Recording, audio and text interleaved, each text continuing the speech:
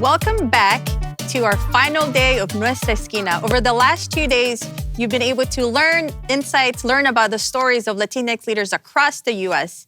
There was one question that kept coming up, which is, why is our relationship with money so complicated? Well, we decided to bring our expert, Beatriz Acevedo, the founder of SUMA Wealth, co-founder and CEO of SUMA Wealth, who is going to be sharing with us why is it the Latinx community, why do we struggle with money? And tell us, how is SUMA Wealth also tackling that? Of course. Thank you so much for having me here, Lili. And, our relationship with money is complex because we come from so much generational trauma, right? From our countries of origin, or our parents or our grandparents' countries of origin.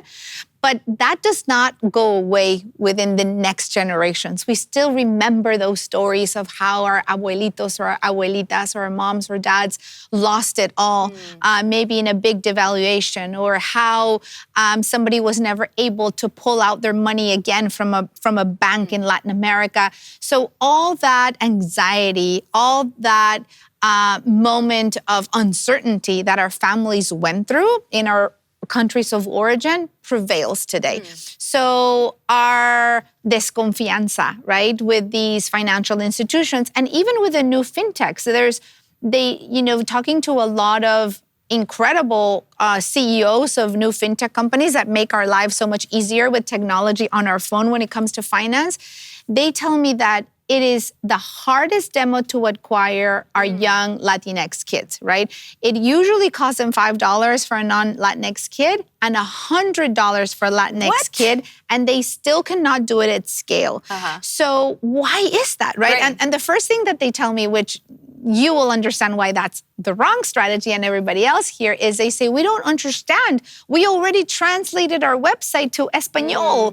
And I'm like, these kids speak English and they are American and they'd rather consume the content in English. And when you do everything in Spanish, it depends, right? We always say you need to do it in culture, not in language. And that just becomes very complex to them. So just to wrap up a little bit, our relationship with money comes from generations of distrust, rightfully so, of where we come from. And then, we've kept this topic of money very hush-hush in our families. We don't talk about it in the sobremesa. When we're with our families and after we eat our lunch or our dinner, that is not the topic of conversation, as it is in other demographics. So we tend to be very secretive about money. We don't want to be presumidos, or we listen to our abuelitas who say, el dinero es el diablo, money is evil, which it's not. So there's a lot there to unpack of why our relationship with money is so difficult. And even as we advance in our careers as younger Latinos do, there's this sense of shame of not understanding money fully. So how can I be an Ivy League graduated, student? How could I be a vice president or a C-level person in my organization and not understand my 401k? There's no way I can be honest with HR and say, I don't know, right? Like, they're going to laugh at me. So there's also a lot of shame in our community in not knowing. So that's okay, right? And that's why, I'm such a big advocate for financial education that is easy, accessible, fun. Very important that it's fun.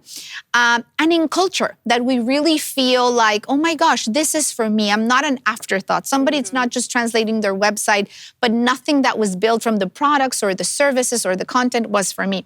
So SUMA is a company that is by Latinos for Latinos, where our biggest mission is to help Latinos build wealth and help close the wealth gap in our community. The wealth gap, as you guys know, is very, very steep. We currently stand at 20 cents to the dollar. So we only have 20 cents of wealth compared to white families, for example. And this is very problematic for the country as a whole. So this is not a Latino problem. People think, well, equal pay is not my problem, I'm a guy. No, it's your problem because there is 50% of women in the planet or in the US, and that's the same with Latinos. When we saw the census looking at that 51% growth that is coming from from our community versus the 3% growth for the other communities, you can see how we are going to be responsible for carrying on our shoulders retirement, social security, and so much of our contribution, which today stands at $2.7 trillion with a T, to the GDP of this country. If it wasn't for the Latino contribution to the economy, the GDP in this country would be negative. Right? So it's very, very important that Latinos thrive, that Latinos do well for the country to do well, particularly when we look into the future. And we won't be able to accomplish that if our community does not have control of their economic power. So that's what we do at SUMA. That's what we are so focused about. And, we are excited about all the things and all the resources that we have that are free to the community. So, Bea, what advice would you give some of the youth that may be watching, especially the folks who have their first job, their first earnings? And if you can take us a little bit back in time travel of the Bea at the 16, 17, when you first had your job, what was it like and what did you learn? And what are some of the things that we can share with the folks who are watching? Sure. Well, listen, I was not a good example of somebody who had their finances in order or in check when I was 16 or 17 or 18 years old. I was, I think, just thinking that my job would last forever and I didn't need to save and I could just live it up until that day ended. And I was like, oh no, I don't have an emergency savings account. So I think, thinking back and, I got a lot of amazing advice from my parents, but definitely never, something can go terribly wrong and you should be prepared. I lived with them at the time, so I just thought this is going to be fine. So I think if we learned anything from the pandemic, not just for youth, for every Latino family member, is it's very, very important to have that emergency savings account, right? Not just a savings account in general, but one that is an emergency. And there's a rule of thumb of how you save for that. The minimum that people recommend or experts recommend is 3 months, 3 full months to live from, right? If anything goes wrong, if you get sick, if you lose your job, cualquier imprevisto. 3 months of like everything that you spent. So if you need $3,000 a month to survive or 5 or whatever it might be, you need to have it multiplied by 3. That's the bare minimum. A lot of people like to say 6 months. Right? And for me personally, I strive for 1 year just because when I did lose my job in my early 20s and I was just living it up, it takes a good year to, get back on your feet and really go back to where you were before. But at a bare minimum is 3 months. So that is very, very critical that I wish I had that advice when I was younger of the minimum 3 months in an emergency savings account for if anything happens, you're covered. What was going through your mind during that year that you lost your job or that you left?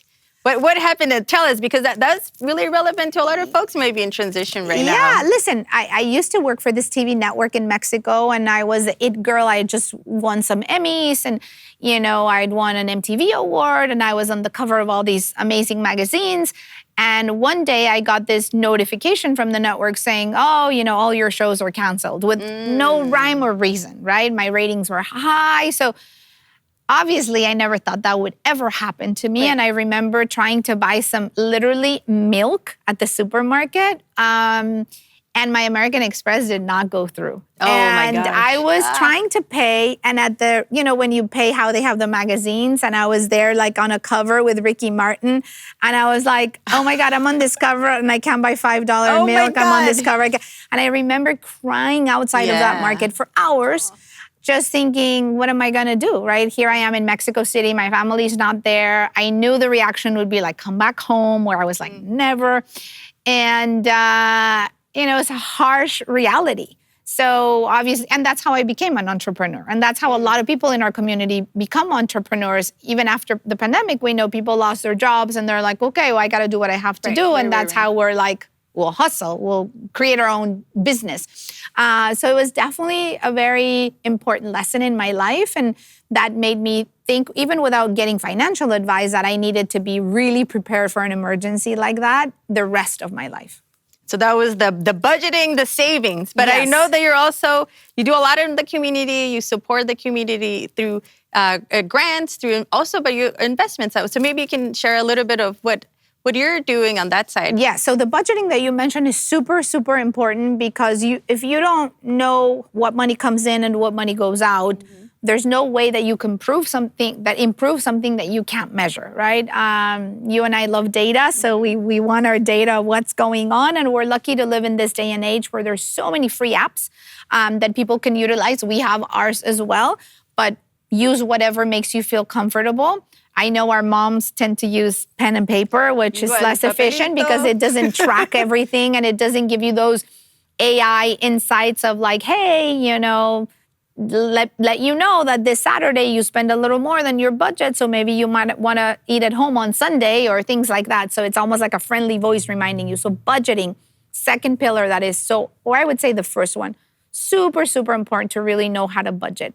And then the last one is we tend to not invest as a community, right? I mean, our parents or grandparents and maybe some of us invest a lot in real estate because we feel that that's like tangible. We can see it, we can touch it. Aquí está mi terreno. Like my mom is always buying more land. And the data shows Latinx have a pretty high percentage on which is home ownership. Very good, right? I mean, that's a very powerful way to build wealth, to own real estate. So continue to do that, but diversify that. And that means just don't put all your eggs in one basket. No hay que poner todos los huevos en una canasta. You need to have much more than your terrenos, right? You need to do other things. And investing is definitely something super interesting, particularly now when the market is down, right? Now is the time to buy. When people are panicking selling, that's the time when you're like, I'm going to buy now. And obviously you do it in an informed way. But we are at an incredible opportunity now as investors, or something that, we get called retail investors, right? And that's the difference of traditional investors who had to have, in the past, a net worth of $1 million to be an accredited investor. And that does not count your primary home. So obviously that left a lot of our communities of color outside of being able to be those types of investors. But today we're able to invest even with $1. And that's very recent. And we see it with all these platforms that exist.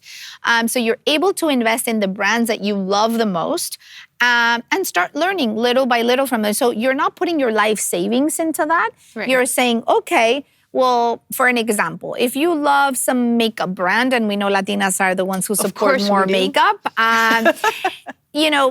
consider buying one lipstick less, and with that money, invested in that company you love so much that you're already a consumer, but now you're also a shareholder, right? And just even changing that mindset for us to go from only consumers to consumers and shareholders and owners. That's very, very powerful. And the same with your kids. If your kids love to go to Disney, or if they love to watch Netflix, or whatever it might be, and there's a holiday or there's a birthday, maybe don't put everything in toys and give a piece of a fractional share, that's what it's called, in something that they love and that they support, and teach them from a very early age what that means to be an investor and to be a shareholder. I gave my sobrinito recently for their birthday a stock card, because now they have them as gift cards and you can pick your stocks. And he left me this super cute WhatsApp message saying, Tia, compré stock en Tesla, en Disney, y en Netflix. And I was like, oh my God, this kid is 6 years old, right? It definitely, because the custodials are his parents, but when he turns 18 is his. But he's able, through an app, to be able to see how that investment is growing or not, and why not, and learn about the market. So all that education that all of us from our generation did not grow up with, it's now our responsibility, either as parents or as tias, to pass on to the next generation and to really take that ownership of our financial destiny, right? We can't just be overrepresented in numbers, which we know we are. We need control of our economic power, or we won't have real power in this country. I agree so much with that. And I think that part of the past 2 days, a conversation of the healing, the trauma, but also being able to change our mindsets to really unlock and go into the abundance, to feel empowered, right? To make and learn. Because a lot of the times we never had these tools, technologies, and opportunities. So I think that that's a really important point, moment in the history that we're in, especially with technology. So on that end, I would like to hear what is your vision, especially as we leave the past 2 days of just a lot of insight, learnings, connections. But what do we do going forward here to build collective power? Of course. What is, Bea, we're looking at multi-generations and we're like, all right, what do we need to be doing and prioritizing? Well, there's so many things that we need to do that I'm sure you already touched upon all your sessions. But at least for me here, and always excited to partner with you, Lili, and with LTX. We as SUMA want to be great partners of the community. So we want to offer that for everybody who is already participated in the quest, that they have access to this wealth building membership that we are offering at SUMA. We have a lot of resources that are free for everybody, but then we have some premium services. So we are offering our premium membership for anybody who is participating in the quest. So I guess you can give us the details of exactly what they need to do to be able to access that. But we want to continue to support our community in that side of getting to know your finances, not being embarrassed, knowing that there's a whole community behind you and that there is a company and a brand that is just like you and really gets you, because we are all like you. We grew up like you and we're building these products and these services, having you in mind and our culture in mind. So we're super, super excited about that and excited to spread that to as many Latinos, Latinas, Latinx, Latines as we possibly can. Los sobrinitos, las tías, las abuelitas, todos. Yes. So you heard it here first. Y'all get the opportunity after today to unlock even more experiences, but also resources for free that Bea and the SUMA Wealth team are providing. So make sure that you, before you close the browser window, before you go home, that you go back to LTX Match, make sure that you finish your profile as well as click on that you'll see there to be able to unlock the resources. So with that said, Bea, thank you so much. You've been always such a giving person for our community, and we are so thankful for the time that you made for us. No, of course. I'm always super excited. And just as a quick tease, because we said, okay, you're going to unlock all this stuff. And people are like, well, what is that? But for you to be very excited, this is super exciting. You have all the bootcamp courses for free from our SUMA Academy. You'll have all the master classes for free from our SUMA Academy. You're going to have AI, which is a very fancy word, artificial intelligence coaching directly to your phone. This awesome voice that will sound like your mama or your abuelita, but super... O la tía, tal vez o la tía también. But that's very knowledgeable in finances, teaching you, coaching you, guiding you to build that wealth.